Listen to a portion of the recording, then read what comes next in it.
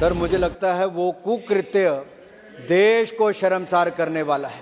पूरे विपक्ष को उसमें माफी मांगनी चाहिए थी। जो किया गया ना केवल सर को कुकृत्य उनका, बल्कि जो फिल्म बनाई गई जिस एक सीनियर पॉलिटिशियन ने किया उसके कारण भी सर नाम पहले ही ऐसा हो चुका है कि उसका नाम लेने का कोई फायदा नहीं है। नाम बड़े और दर्शन और काम तो हमने सबने देख ही लिए सर कैसे हैं। दुर्भाग्य है सर कि संवैधानिक संस्थाओं पर कीचड़ उछालना और संवैधानिक पदों पर बैठे व्यक्तियों पर इस तरह से कुकृत्य करना, इससे बड़ा दुर्भाग्यपूर्ण काम कोई और लोकतंत्र में नहीं हो सकता सर।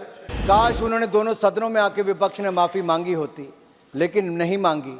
देश माफ नहीं करने वाला सर। लोकतंत्र में जनता सबसे बड़ी होती है। I also take note of the input of the honorable member, as I am also associated with the press council in some measure. जी sir. Wait for 2-3 weeks, we are at it, honorable minister. Sir माननीय सांसद ने बहुत गंभीर प्रश्न उठाया है। That the press council is in the dock. Sir उसके सदस्य एक ऑटोनोमस बॉडी के नाते एक चयन प्रक्रिया है, वो चुने भी जाते हैं, लेकिन मुझे लगता है हर संस्था में सुधार के अवसर मिलने चाहिए।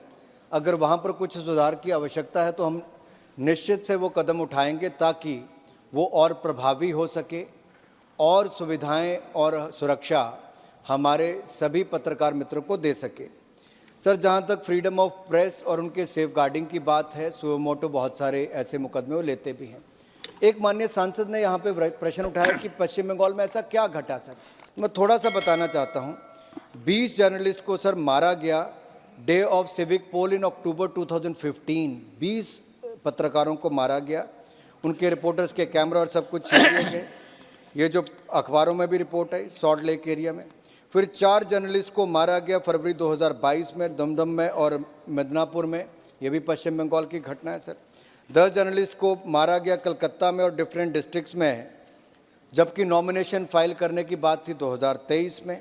जून 2013 में भी सर 3 फोटो जर्नलिस्ट को मारा गया, हॉस्पिटलाइज किया गया बाराकपुर में N24 परगना ज़िले में।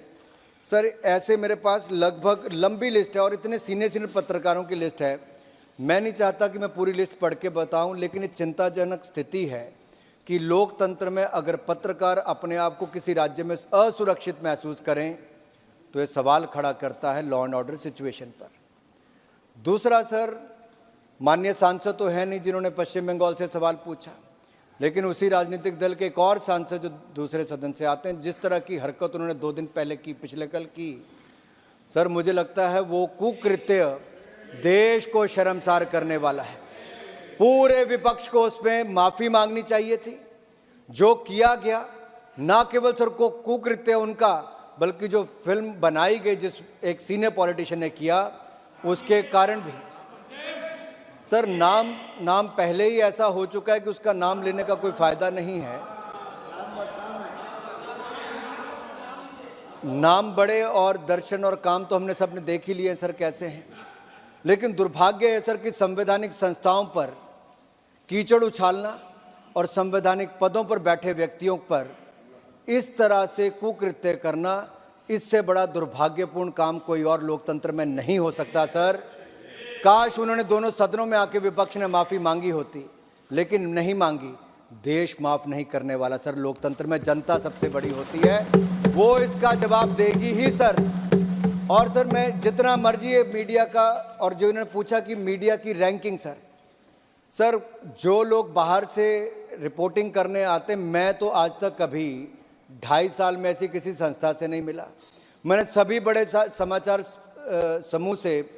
पत्र समूह से, ये इलेक्ट्रॉनिक मीडिया, इनकी जो संस्था है, मैंने उनसे पूछा आपके पास कभी आए, उनके पास कभी नहीं आए। मुझे नहीं पता सर ये रिपोर्ट कहाँ से कैसे बनाई जाती है, लेकिन एक बात की गारंटी मोदी की सरकार की गारंटी है कि मीडिया का फ्रीडम ऑफ प्रेस और उनका सेफ गार्ड करना ये हमारी प्राथमिकता है और प्राथमिकता रहेगा। अभिव्यक्ति की आज़ादी यहाँ पर हर व्यक्ति की भी है, और हमारे यहाँ पर प्रेस की तो अभिव्यक्ति की आज़ादी और उनको लिखने का सर स्वतंत्र अधिकार है सर, और आगे भी रहेगा।